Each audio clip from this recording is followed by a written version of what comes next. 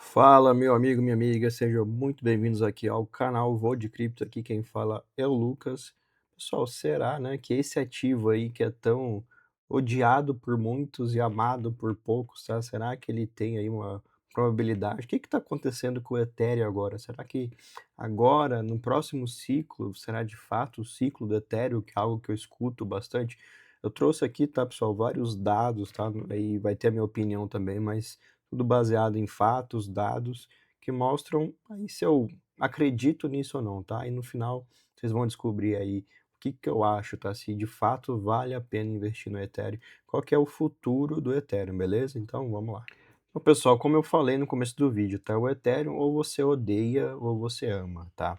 Eu vou falar um pouco de mim, tá? Eu, desde o começo que eu entrei no mercado cripto, pessoal, eu tenho mais Ethereum do que Bitcoin na minha carteira, tá? E como uma estratégia, tá? Porque eu mexia muito com DeFi, com airdrop, muito, tá? E nessa questão, quando você trabalha principalmente com airdrops, você ter Ethereum é muito mais importante, tá? Tem muito mais uso do que se você tivesse apenas Bitcoin, tá? E nos últimos 3 anos, tá? 3, 4 anos, foi fundamental eu ter tomado essa decisão de ter Ethereum na minha carteira, tá? Porque mesmo Bitcoin saindo ali de 20 mil para 120, tá? Tendo 6x, né? Se eu tivesse só comprado Bitcoin e não feito nada, eu teria ainda assim tido um resultado maravilhoso. Eu tive um resultado superior por ter Ethereum, mas não pela valorização do ativo, e sim pelo que eu fiz com ele, tá? Eu procurei empregar o Ethereum. Se eu tivesse realmente só deixado ele ali na minha carteira sem fazer nada, não teria valido a pena. Mas como eu utilizei ele para farmar muito airdrop, para utilizar em DeFi, e a gente surfou essa onda dourada, tá, dos airdrops aí nos últimos 3 anos, eu tive uma valorização, tá, do meu patrimônio cripto de mais de 10 vezes, tá, por conta disso. Então, e foi o que eu sempre falei para a comunidade, tá, lá para a comunidade, para o World Crypto, pessoal, nesse sentido vale a pena você ter Ethereum. Mas o que que vai acontecer do Ethereum? Por que que eu ainda acredito no Ethereum, pessoal, tá? Eu listei alguns fatos aqui para a gente analisar. Primeiro, pessoal, se diz a RWA, para quem não sabe, Real World Assets, tá? Então, ativos do mundo real, que são então empregados dentro de blockchain para a gente ter o acesso a esses produtos, a esses ativos, tá? Então, pessoal, a gente tem aqui, pessoal, ele mostra o crescimento, tá, de ativos de RWA em blockchain. Então, se a gente, pessoal, isso aqui é fenomenal. De 2023, tá, estava ali com 1 bilhão praticamente, para 3 anos depois a gente está batendo aí quase 37 bilhões, tá, de dólares em ativos RWA. Então, assim, pessoal, é um crescimento exponencial para tão pouco tempo. E a gente está só no começo ainda, tá? Então, sim, tá? A gente vê aqui, tem os tipos de ativos de RWA que são empregados. O principal, tá? São os títulos de dívida do governo americano. Tá? Então, se encontrou uma maneira muito importante de colocar esses ativos dentro de blockchain, tá? Representando através da RWA. Depois a gente tem commodities, que é ações, crédito corporativo, private equity, tá? Mas o principal disparado são os títulos de dívida americana, tá? Então, somando aí quase 37 bilhões. E, pessoal, quero que você me fale aqui, a gente vai ver aqui depois, tá? Mas, para vocês, qual é a principal rede onde se empregam, tá? Onde se constrói ativos de RWA? Sim, tá? Na rede do menino Vitalik, do Ethereum, tá? Então, a gente pode puxar aqui, ó. Desses 37 bilhões, tá, de dólares, 17, um pouco menos da metade, uns 45%, tá, estão somente dentro da rede Ethereum, pessoal, tá? E como? Tá? T-Bill, SUSDE, tá? Prime, beleza? Depois a gente tem aqui a BNB, que também teve um crescimento muito interessante, tá? Para esse caso aqui de RWA, e depois Solana, Stellar, Avalanche, e a Liquid Network, ó, até a ZK Sync está aqui, beleza? Mas olha a dominância do Ethereum em relação a ativos RWA. E por que isso, pessoal? Porque quem constrói RWA são grandes fundos de investimento, são bancões, tá? É BlackRock, JP Morgan, tá? E eles vão construir na rede mais segura que tenha contratos inteligentes, tá? Bitcoin não tem contrato inteligente. Então, qual é a rede que tem contratos inteligentes, mais segura? Ethereum. A rede é o Ethereum, pessoal. Então eles vão sempre procurar a rede do Ethereum e possivelmente algumas L2 para estar fazendo a construção desses ativos, tá? Então se a gente puxar aqui, ó, networks, pessoal, o Ethereum aqui é o azul, tá? Então olha como o Ethereum domina, tá, a classe de RWA em blockchains. E depois a gente tem ali a BNB, mas é disparado, tá? Mais de 100% por segundo colocado que é a BNB, tá? E isso, pessoal, é muito importante, tá? Uma layer 0, uma asset layer, tá? Então o Ethereum vai ser sempre procurado quando se quer construir algo com segurança, e a gente consegue observar isso aqui, tá? Tem outros dados interessantes. Isso aqui, pessoal, também é interessante, o NetFlow, tá? Que é a entrada de ativos na rede. A gente vê, tá? Que, lógico que a maior saída vai ser do Ethereum, porque ela já domina, tá? Então, assim, e um crescimento interessante para a BNB, que também vale ficar de olho, tá? Mas esse vídeo aqui é focado em Ethereum, pessoal, a gente vê aqui, ó, 17 bilhões estão em Ethereum. 5 bilhões, tá? Então dá 3 vezes mais para o segundo colocado. Então, assim, é uma dominância, uma dominância, assim, incrível, tá? Em cima disso. E outra coisa que também se relaciona com Real World Assets é a questão de stablecoins, pessoal. Se a gente olhar aqui a dominância das stablecoins, tá? Dentro da rede do Ethereum, a gente está vendo aqui. Então, se eu puxar aqui, pessoal, aqui, ó, a gente tem um mercado de 308 bilhões de stablecoins em blockchain, tá? Então, teve uma caidinha aqui, tá? Já chegou a ficar em 320 bilhões, tá? Então, desses 308 bilhões, 148 bilhões estão na rede do Ethereum. Então, assim, se você for deixar a sua stable parada ou rendendo em algum lugar por um tempo maior, tá? Agora, principalmente agora em mercado de baixa, você vai deixar em qual rede? Vai deixar na Aptos, na Stellar, na Plasma, na Monad, tá? Na Solana que seja, tá? Você vai deixar na rede do Ethereum, tá? E aí a gente vê isso aqui dominando aí, pessoal, praticamente 50% das stablecoins estão na rede do Ethereum. Eu achei interessante também aqui, ó, pessoal. Qual que é a segunda rede? A Tron. E a Tron, pessoal, é uma rede que serve apenas para rodar o SDT, apenas. É uma rede criada lá pelo Dustin Sun só para rodar, para ele fazer as brincadeirinhas dele lá com o SDT. Tá? Então é uma rede focada só em stablecoins, tá? Ela é desenvolvida para isso. E mesmo assim ela fica atrás do Ethereum no quesito alocação, dominância de stablecoins no mercado, tá? Então a gente vê aqui, ó, que o cinza aqui é a rede do Ethereum e a vermelha é a rede da Tron. Então ainda tem uma dominância e crescendo nos últimos anos aqui ainda está um pouquinho dominância do Ethereum no mercado de stablecoins, tá? E aqui também o market share, né? Aqui o market share do Ethereum caiu um pouquinho para Tom, mas ainda assim é acima de 40%. Então, assim, é um negócio que dificilmente isso vai mudar. No médio, longo prazo, tá? Dificilmente isso vai mudar, pessoal, tá? Então a gente ainda tem questões aí da Tron, da Solana, da BSC, mas Ethereum vai ser sempre dominante em questão de stablecoins, tá? Outro ponto interessante, pessoal, para a gente validar aqui se o Ethereum vai continuar sendo, vai subir ou não, tá? Eu estou falando aqui de redes. Agora começar a entrar um pouquinho no token, tá? Então a gente tem a rede Ethereum e o token Ether. Depois da mudança de Proof of Work para Proof of Stake, tá? Você pode então colocar seus Ethereums em stake, que vai ajudar ali a trabalhar como validador, tá, da rede. E pessoal, desde então que saiu lá, né, a Beacon Chain, em 2021, esse aqui é o crescimento, pessoal, de Ethereum em stake, tá? Então hoje, né, nesse último mês a gente está, deixa eu ver se tem fechado aqui, ó, 41 milhões de tokens Ethers em stake.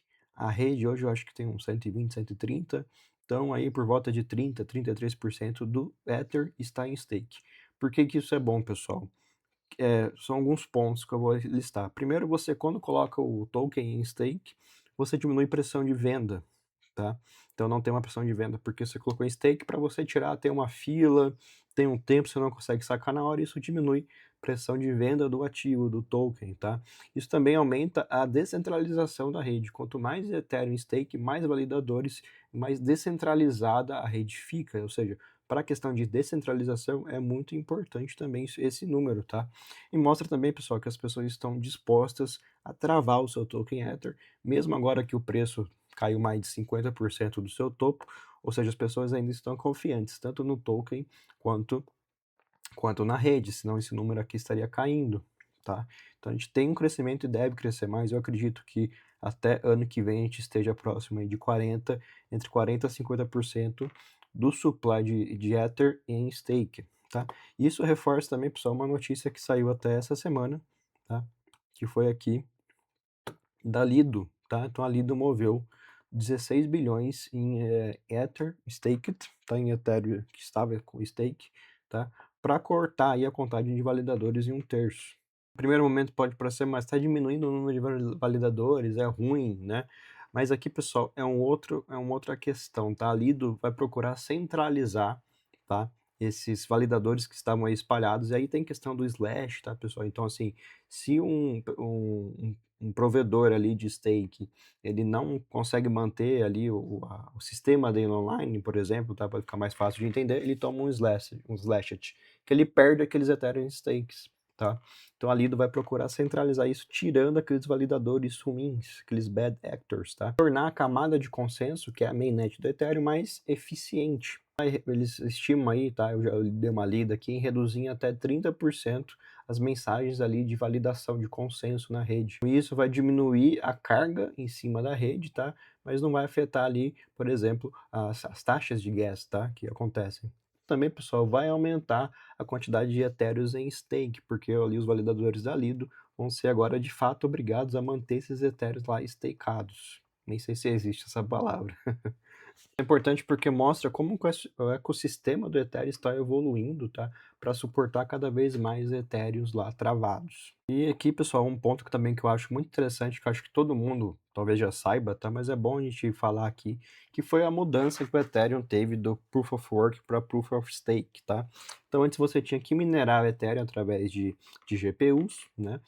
É bem semelhante ao Bitcoin, e hoje não tem mais a mineração, você apenas coloca, valida a rede através do stake, tá? Então, pessoal, o Ethereum com isso, ele é projetado para em momentos de muito uso da rede, tá? Em mercado de euforia, bull market, ser deflacionário, ou seja, ter uma inflação negativa.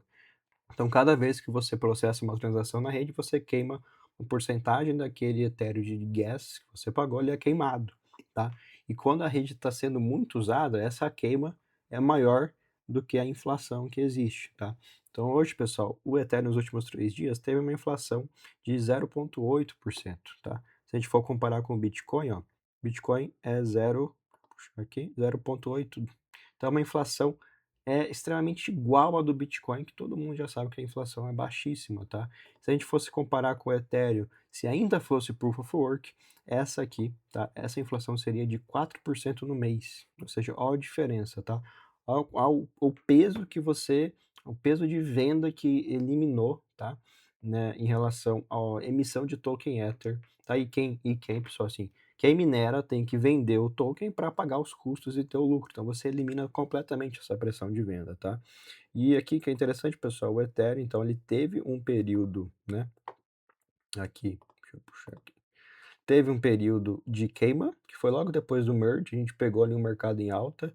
Então ele estava sendo deflacionário, mas aqui desde 2024, né? Ele voltou a ser inflacionário, mas é uma inflação baixíssima, tá? Inflação que agora está igual à inflação do Bitcoin, beleza? Esse site aqui, pessoal, ele é muito interessante, tá? Ele chama Ultrasound Money. Você pode simular aqui e comparar como se fosse aqui, ainda fosse o Proof of Work, diferença para hoje. Então aqui a gente tem um supply growth anual de negativo atualmente de 0,11, tá? Mas se fosse POW, seria de 3,28%, tá? Então esse site, pessoal, mostra todos os dados aqui da rede do Ethereum, tá? Muito legal, tá? Muito legal. Então, um blob aqui que mostra quantos Ethereum já foram queimados, aqui é o 4.700 Ethereum queimados só através dos blobs. Então, pessoal, isso aqui, quando o mercado cripto voltar a acelerar, voltar a ter mais uso, né? Voltar a um bull market, isso aqui vai estourar. E é bem provável que o Ethereum volte a ser deflacionário, beleza? Tá? E, pessoal, para fechar aqui essa análise, tá? Vamos olhar o gráfico, né? Então, pessoal, aqui, ó, o que eu achei interessante? Eu sempre marco aqui os movimentos, tá? Então, a gente está caindo desde setembro de 25, tá? Que o setembro, outubro que marcou o topo. Desde então, pessoal, vem seguindo aqui uma espécie, tá, de LTB, uma linha de tendência de baixa, beleza? Então deixa eu apagar esses outros aqui, ó, para vocês verem. Então, desde então, pessoal, tá seguindo, deixa eu fechar aqui, ó, tá seguindo essa linha de tendência de baixa, beleza? Interessante, pessoal, que essa linha foi então quebrada ali em julho, tá? Nesse mês. Foi quebrada essa linha, mas não estourou ainda, tá? Então a gente quebrou essa linha de tendência de baixa, beleza?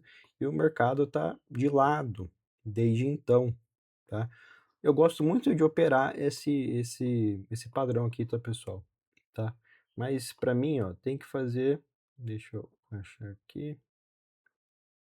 Tem que fazer assim, ó, que acontece? Quebra, corrige na linha de tendência, tá? E depois faz um pivô de alta, tá? Aí vai embora. Eu gosto de operar assim. A gente não teve isso aqui acontecendo, tá? Esse recuo aqui na LTB, então o mercado resolveu ficar de lado. Só se liga aqui, tá? Interromper o vídeo aqui um pouquinho, porque eu tenho uma novidade muito interessante, tá? A BingX me procurou, tá? E falou assim, Lucas, eu quero dar um presente aí para seu público, para sua comunidade, tá? Eu falei, agora, vamos lá, tá? Então, pessoal, eles trouxeram aqui uma campanha, tá? Uma promoção que é o seguinte, você vai ganhar aí bônus, tá? Bônus futuro para você operar lá na BingX de graça, beleza? Então, sem gastar o seu dinheiro, você vai poder lá abrir posições em futuro e operar de graça, beleza? O que que você precisa fazer, pessoal? Você vai vir nesse link que eu estou deixando aqui na descrição do vídeo, beleza? E também vai estar aqui no comentário. Vai criar sua conta pelo link que vai estar aqui e vai se registrar aqui nessa campanha, beleza? Feito isso, pessoal, você vai fazer um depósito de no mínimo $50 e com isso você vai ganhar então um voucher de $50, tá? 100% de cashback aqui em cima disso. E você não vai gastar, você vai depositar e deixou lá, depositou, beleza? Então depositar 50, ganha um voucher de 50, 500, um voucher de 100, depositar $1.000, um voucher de 200 e assim vai, tá? Tem outras regras aqui, tá, pessoal? Porque você também precisa, além do depósito, fazer um volume, tá? Então, por exemplo, a de 50, fazer um volume de $5.000 em futuros, que assim, pessoal, você abre $500, você abre ali 10x, abriu, fechou, bateu, beleza? Já bateu o volume, então é super fácil, tá? Tem todas as regras aqui, tá, pessoal? Tô deixando o link aqui embaixo, mas é assim, pessoal, é um negócio free money, tá? Então, fez o depósito, bateu o voluminho ali, tranquilo, vai receber o voucher na sua conta, beleza? Então, link aqui na descrição do vídeo, a promoção aqui, ela acaba rapidinho, então vamos aproveitar. E se você já tem conta na Bing, tá? Pessoal, Lucas, já tenho conta, como que eu faço? Comenta aqui no vídeo o seu ID, o seu ID lá da sua conta da BingX, comenta aqui no vídeo que eu vou pegar e vou mandar lá pessoal, para eles também mandarem um bônus para você, o presente para você mesmo que você já tenha conta aberta, fechou? Então voltando, tá, aqui no gráfico, pessoal, é interessante esse ponto, tá? Se a gente olhar o gráfico semanal do Ethereum, ainda não tá muito bonito, beleza? Então a gente tem ainda pelo meu setup, né, o VDC setup aqui ainda é baixa, mas aqui, ó, bateu nesse fundo aqui, tá, pessoal? Que é um fundo, nossa, é um fundo antigaço, tá? Que já bateu ali em outubro de 23, abril de 25 e bateu agora de novo, tá? Então assim, o preço sempre, né, deu spikes quando bateu nessa faixa aqui de $1.500, tá? Então, pensando aqui, principalmente não só para trade, tá? Mas para longo prazo, comprar Ethereum entre 1.500 e 2.000 é um excelente ponto. Costumou ser um excelente ponto de entrada, beleza? E no diário, então, pessoal, a gente tem essa formação aqui, tá? O setup já tá virando para compra, tá? Como vocês podem ver, virou aqui, já acendeu o meu alerta aqui. Então, no diário, a gente pode ter um espaço para um trade para buscar aí 2.000, $2.300, tá? Nesse trade aqui com Ethereum, beleza? Aqui também é um fundo duplo, né? Fundo duplo aqui também que foi executado. Isso aqui, pessoal, eu passei tanto na comunidade como lá no nosso grupo aberto de trading, tá? Que o link também está na descrição. Entre lá no nosso grupo, é de graça, beleza? Grupo de graça para você operar o mercado lá com a gente. Fechou? Então, pessoal, assim, né? Eu falei aqui umas coisas boas, quais são os lados negativos do Ethereum, tá? O token de fato ainda não conseguiu extrair tudo isso de bom que a rede do Ethereum possui, tá? Então, mesmo que eu ache que o tokenomics do Ethereum é muito bem desenhado, muito bem fechadinho, ainda não conseguiu extrair esse valor, tá. Nos últimos anos as L2, tá, como a Base, Optimism, Arbitrum, tomaram muito das taxas que seriam ali do Ethereum, tá, porque a mainnet, a taxa é cara. Isso prejudicou o token, prejudicou a rede sim, tá, porque as L2 têm os seus próprios tokens também, tá. Então lado negativo, a questão das L2, beleza? Questão do token não conseguir de fato extrair todo o potencial que ele tem da rede, tá. Mas eu acho, pessoal, que esse próximo ciclo possa ser o ciclo, então, de alta, de quebrar recorde de preço do Ethereum, sim, por todos os fatos que eu listei aqui para vocês hoje, beleza? Mas aí me diz, o que você acha? Qual que é a sua opinião? Você acha que o Ethereum tem futuro? Vale a pena investir? Faz sentido o que eu falei aqui ou já era? Esquece esse negócio aí. Comenta aqui a sua opinião, vamos trocar uma ideia aí, beleza? Espero que vocês tenham gostado do vídeo, pessoal, tá? Se ainda não é inscrito, se inscreve aqui no canal, deixa o like, essas coisas todas aí, beleza? E vamos lá, até a próxima.